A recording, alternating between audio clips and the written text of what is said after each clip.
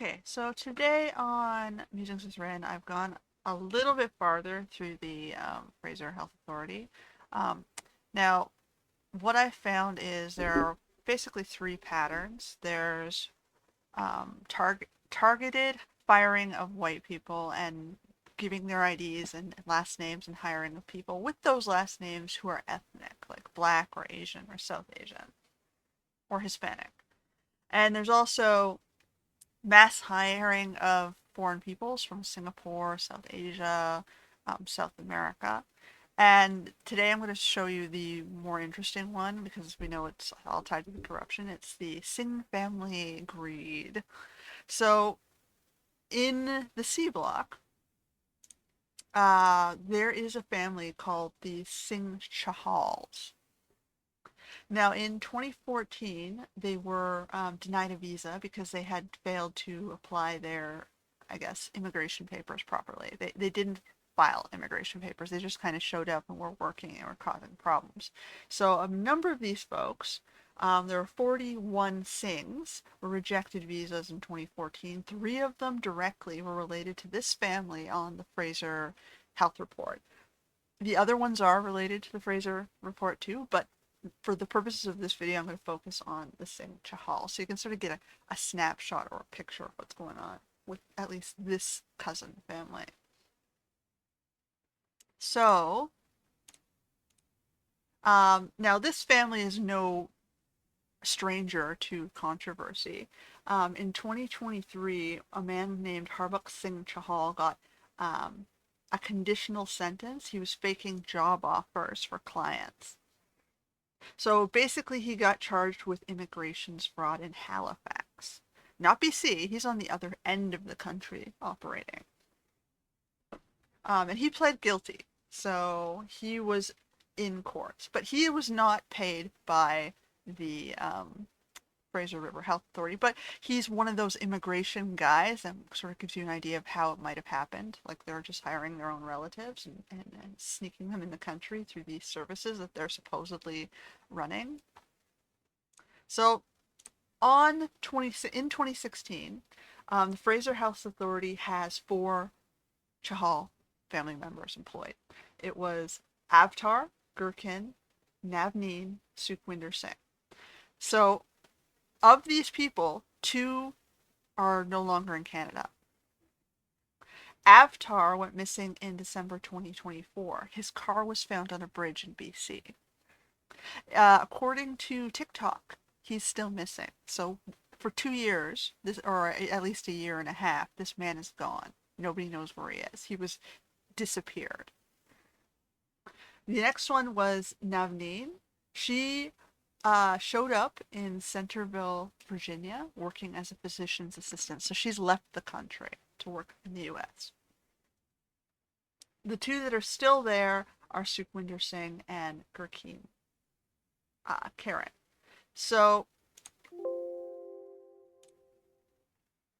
by 2024, the picture changed.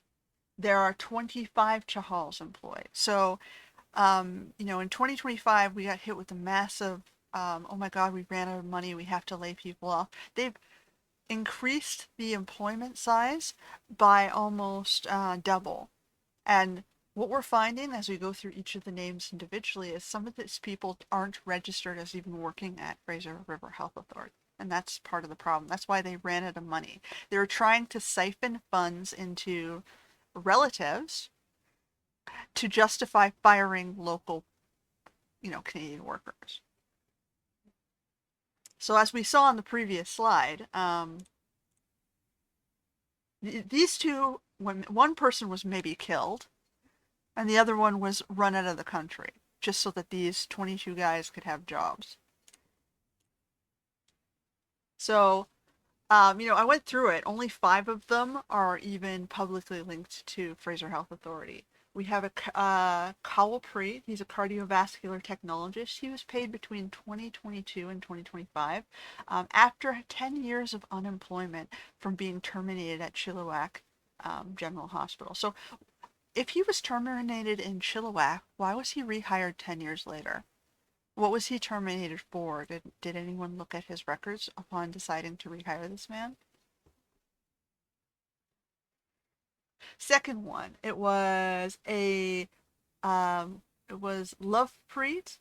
No, not Lovepreet. It was Prabjot. So there are two names listed here on the financial report, a Prabjot and a Prabjot Kaur. We can only find documents of a single man working in maternity medicine between 2018 and 2025. So this guy's double dipping for services, and he uh, only exists in one practice. So is he trying to claim he has two practices and they owe him double for that instead of just billing appropriately from the services that he's rendering? Is he double billing? Is there some billing fraud going on with this man? Another one is Rajneet, or he's a registered nurse hired in 2024. And then there is was Singh Chahal, and he was a registered nurse hired in 2025.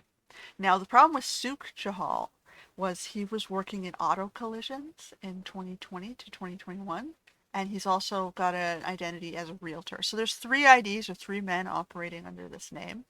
Um, and it looks like he's not qualified to be a nurse if he was working in auto collisions. So what made him qualified now in 2025? Why did he get this job over, keeping an employee of Fraser Health Authority that was actually working? Why did you have to hire a new man out of this controversial family? The last one was Susan Chahal. She's a business program manager for something called a South Asian program. She started being hired or paid in 2022. So you are running a hospital. Why do you have a South Asian program at a hospital? Why would South Asian care be different than the care of any other racialized client? So what is this South Asian program? I couldn't find any information on it, just a label. So that's interesting right there. So I don't know if that's a valid program or if it's just some sort of bogus label applied so she can collect the salary. So already, with the five who are linked to Fraser Health, they're already looking kind of sketchy. Now we come to the guys who are completely sketchy. We have two people, an Amanpreet Singh Chahal and a Harpreet Singh Chahal. They're both dead, but for some reason they were starting to be paid in 2023 for Amanpreet and 2025 for Harpreet. So why are dead men being paid salaries at Fraser River? One man died when he was 20, and one man died when he was 26.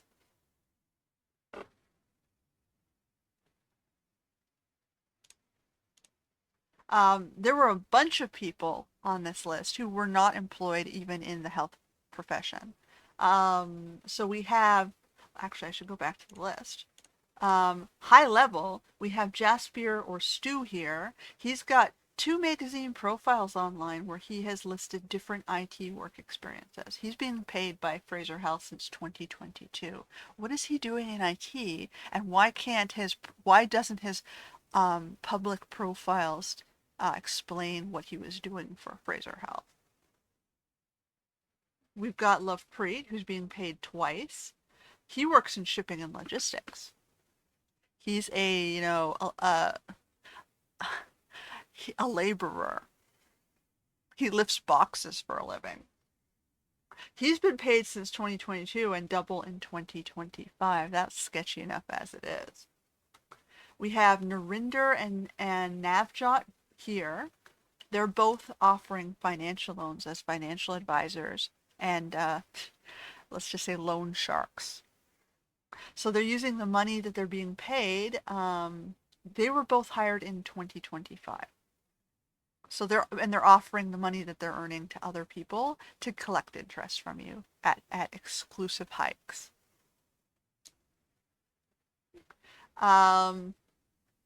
Right here we've got, it was Was this Ravneet? Or, oh no, we did that one.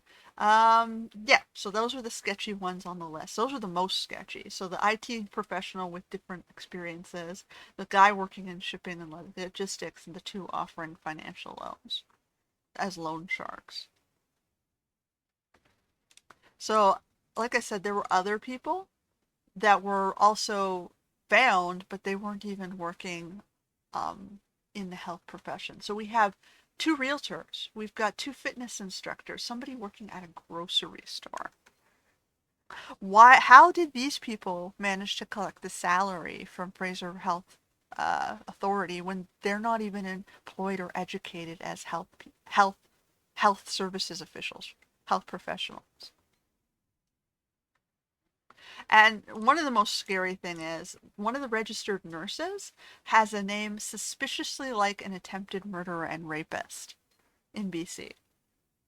So in 2008, a man was convicted of attempted murder and aggravated sex assault, but he got himself out of it. He was found to be linked to the drug trade. He was basically a drug dealer and a syndicate man. Is this the same man as the registered nurse? A relative?